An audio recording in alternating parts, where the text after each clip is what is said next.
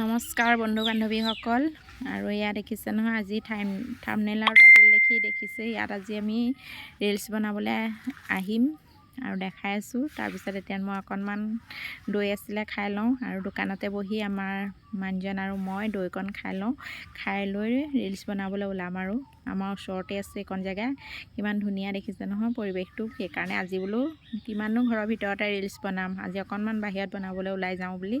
আৰু মানে কি মানুহজনৰ ঘৰত বাহিৰত ৰিলছ বনাবলৈ ওলাই নাযাওঁৱেই, আজি প্ৰথম ওলাইছোঁ। আপোনালোকে বেয়াকৈ কমেণ্ট নকৰিব। তাৰপিছত মানে মেটেকাৰ ফুলখিনি দেখি ৰ'ব নোৱাৰিলোঁ আৰু তাত বোলো এটা ৰিলছ বনাই লওঁ, ভাল লাগিছে পৰিৱেশটো। আৰু ফুলবোৰ ইমান ধুনীয়াকৈ ফুলি আছে, ফুল বুলিলে আৰু চবেই ভাল পায় নহয়নে।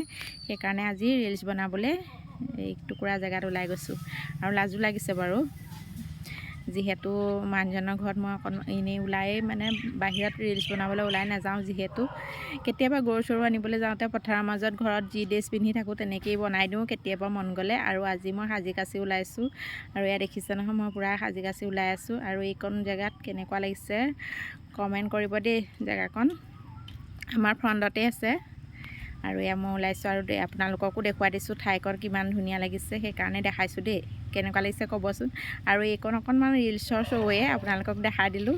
আৰু মই মানে এনেধৰণে বনাই আছোঁ আৰু মোৰ ৰিলছবোৰ চাব বুলি আপোনালোকক আশা থাকিল, আপোনালোকক কৈছোঁ। আৰু ইয়াৰ ৰিলছ বনাই মেলি হৈ গ'ল। দেখিছে নহয় ফণিও লৈ আহিছোঁ, ফুলি চুলি চব লৈ আহিছিলোঁ, ইয়াতে পিন্ধিছোঁ। ঘৰৰ পৰা পিন্ধি আহিবলৈ লাজ লাগে যিহেতু, সেইকাৰণে এনেধৰণে পিন্ধি মেলি আহিলোঁ। বাই, ভিডিঅ'টো ভাল লাগিলে লাইক কমেণ্ট কৰিব।